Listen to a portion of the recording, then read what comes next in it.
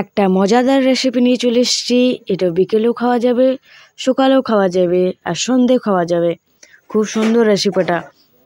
এখানে আমি একটা পেঁয়াজ, কাঁচা লঙ্কা, টমেটো, রসুন আর তোমাদের কাছে যদি সবজি থাকে অনেক কিছু সবজি দিতে পারো। আমার কাছে যা ছিল আমি সবজি দিয়ে দিয়েছিলাম, গাজর দিয়েছিলাম।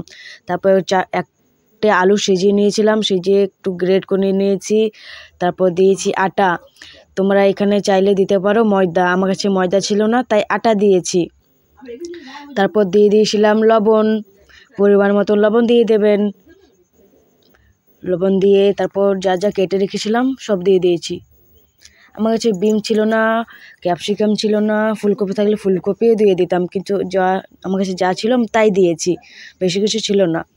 তারপর দিয়ে দিয়েছিলাম বড় চামচে 2 টেবিল স্পুন সুজি দিয়েছিলাম। তোমরা এখানে সুজি দিতেও পারো, নাও দিতে পারো, কিন্তু এখানে আমি সুজিটা ব্যবহার করেছি। খেতে কিন্তু দারুণ হয়েছিল।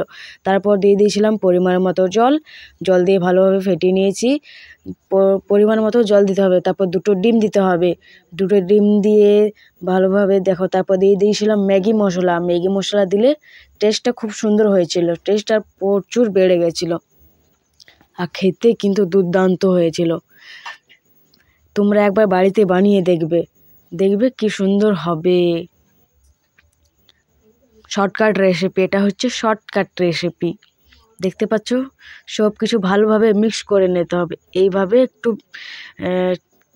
রাখতে হবে, একটু পাতলা পাতলা রাখতে হবে থিকনেসটা। তারপর তাওয়া চাপিয়ে গ্যাসে, তারপর দিয়ে দিয়েছিলাম তেল। আমি এখানে তোমরা সাদা তেলও ব্যবহার করতে পারো বা সর্ষের তেলও ব্যবহার করতে পারো, আমি এখানে সর্ষের তেল ব্যবহার করেছি। তারপর দিয়ে দেবো ব্যাটারটা, যেটা বানিয়ে রেখেছিলাম, চারিদিকে ছড়িয়ে দিতে হবে। খুব সুন্দর এখান থেকে গন্ধ বেরোচ্ছিলো। এই গন্ধটা সেন্টটা পেয়ে আমার খিদে পেয়ে গেছিলো। এত সুন্দর সেন্ট উঠছিল, দারুণ দারুণ। আমার দেখতে দেখতে আমার খিদে পেয়ে যাচ্ছে।